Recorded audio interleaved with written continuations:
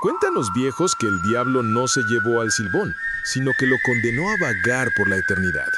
Una figura alta, huesuda, con un saco pesado a la espalda y un silbido que helaba la sangre. Pero la historia no es solo de un fantasma, es un recordatorio de que en las vastas llanuras de Venezuela y Colombia, el verdadero terror no son las criaturas que se esconden en la oscuridad, sino el lamento de un castigo eterno. ¿Están listos para escuchar la historia de Lucas? ¿Un muchacho de la ciudad que pensó que las leyendas eran solo cuentos para asustar niños? Él creía que el miedo era una idea, hasta que el Silbón le demostró que era una realidad. Esta es la historia de una noche en el llano, donde un silbido te puede salvar o matarte. Mire, la noche en el llano, allá en Venezuela, esa es otra cosa. Una cosa que no se parece en nada a la noche de la ciudad. A Lucas, el muchacho de la historia, la primera vez que la vio se le hizo rara. Era una cosa inmensa de pura oscuridad. Pero arriba sí, el cielo parecía pintado con 1 millón de estrellas que en Caracas, por la luz de la ciudad, uno ni ve. Él había ido a la finca de su abuelo, un rancho viejo, de esos que había estado en la familia por años. Lucas buscaba escaparse del estrés de la universidad, de la rutina. Quería tranquilidad. Pero la verdad es que esa tranquilidad que tanto buscaba se sentía más como un presagio. El abuelo, un hombre de esos que no gastan saliva en tonterías, con la cara curtida por el sol, le había advertido. Le habló de las historias del llano, pero no como un juego, ¿me entiende? Era en serio. Era la seriedad de un hombre que ha vivido lo suficiente para saber que existen cosas que no se pueden explicar. Hijo, en estas tierras la noche no es de uno, es del Silbón, le dijo el abuelo, mientras hacían un cafecito en la cocina de leña. La historia, pues, para Lucas, que estudiaba ingeniería en la capital, sonaba un poco ridícula. Le contó que era un muchacho que mató a su padre, y por eso lo condenaron a andar con los huesos de él en un saco, y silbando, ¿sabe? Una canción de la muerte. Lucas, la verdad, se rió un poco. Abuelo, por favor, es solo una leyenda. El viento hace ruidos raros y ya, le dijo, mientras revisaba su teléfono, más preocupado porque no tenía señal para chatear.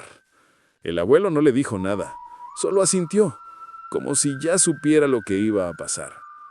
El que se ríe de las leyendas es el primero que se topa con ellas, pero acuérdate, si lo oyes, el silbido cambia. Si suena lejos, está cerca. Si suena cerca, corre, porque ya te encontró. Lucas se acostó con una risa nerviosa. El viejo colchón de resortes hacía un ruido ñiqui, ñiqui, con cada movimiento. Afuera se escuchaba todo, los grillos, el canto de esas lechuzas y una brisa que susurraba. Y de pronto, la calma fue absoluta. Fue ahí, justo ahí, que lo escuchó, por primera vez, un silbido.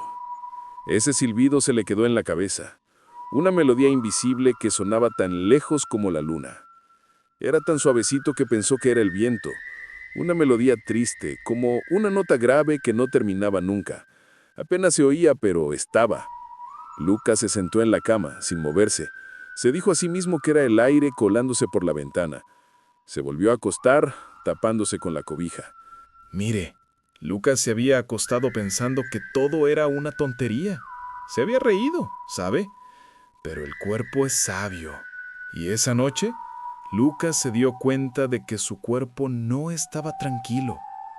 Se despertó de golpe, con la cara empapada de sudor y un mal presentimiento que le erizaba la piel. Fue ahí, en la mitad de la noche, que lo volvió a escuchar.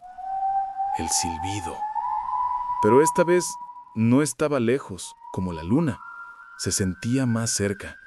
La nota grave, esa que su abuelo le había dicho que significaba lejos, ahora era una nota aguda. Un tono tan alto, casi como un grito, que le vibraba en el pecho. Lucas se sentó en la cama, sin poder moverse. Se le había olvidado la risa. La cabeza le daba vueltas con la frase del abuelo. Si suena lejos, está cerca. Si suena cerca, corre, porque ya te encontró. De pronto un ruido en el porche. como si arrastraran algo pesado. Lucas se escondió bajo las sábanas, temblando. Le latía tan fuerte el corazón que pensó que se le iba a salir por la boca. Se quedó ahí, con la respiración entrecortada, esperando. El ruido paró y el silencio volvió. Pero el silencio del llano no es como el silencio de la ciudad. Es un silencio que te grita en los oídos. Salió de la casa, por el pasillo. La puerta de la calle estaba abierta de par en par. La luna iluminaba un camino de tierra que se perdía en la inmensa llanura. Lucas, con las manos pegadas a los muslos, caminó temblando hacia el porche, y ahí lo vio.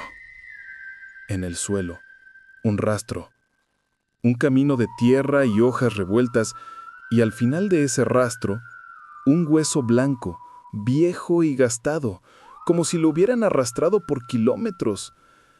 Y de nuevo, ese silbido. Esta vez la nota grave sonó lejos, al final de la vereda. Lucas se dio la vuelta y corrió como nunca antes en su vida. La casa de su abuelo se hizo más y más pequeña a medida que corría. No podía volver.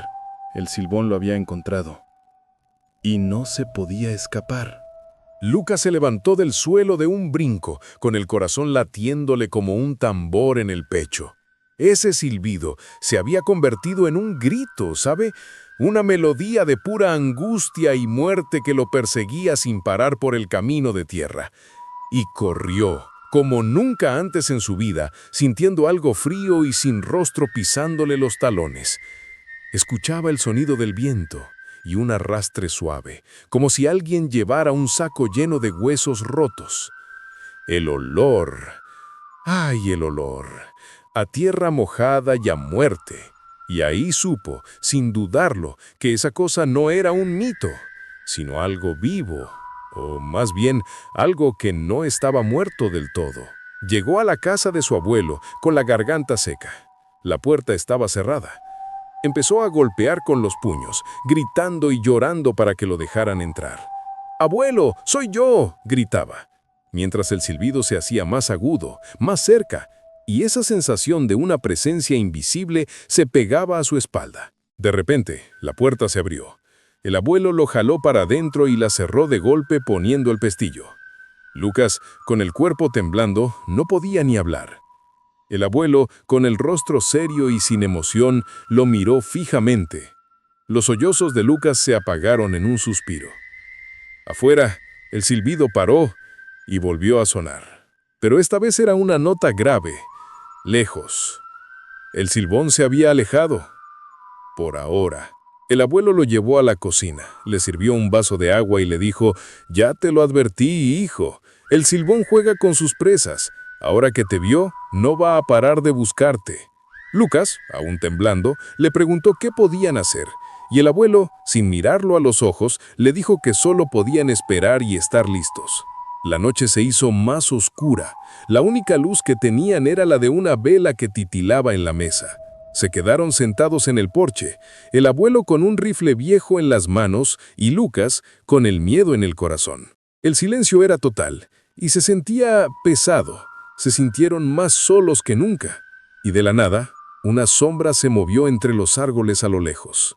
Era una figura alta y delgada que arrastraba un saco que sonaba como huesos rotos. La figura caminaba lento y sin prisa y se detuvo justo en el centro del patio. El silbido, esa nota de terror, salió de su pecho, tan fuerte que hizo vibrar el aire. Era él, era el silbón. Lucas gritó, y el abuelo, con una calma que lo aterrorizó, levantó el rifle y disparó. El disparo sonó con fuerza y la figura desapareció, como si fuera humo. Los dos se miraron y por primera vez en su vida, Lucas vio una chispa de miedo en los ojos de su abuelo. Se levantaron y fueron hacia donde había estado la figura. No había nada, solo un saco de tela viejo lleno de polvo. El abuelo lo recogió con cuidado, lo puso en el porche y le dijo a Lucas: «Escapaste, pero no lo mataste. Ahora no serás el mismo». Y Lucas, la verdad, nunca volvió a ser el mismo. El recuerdo de esa noche, del silbido, de la figura que se llevó ese saco de huesos, lo persiguió por el resto de su vida. Para él, el miedo ya no era simplemente una idea, era una realidad.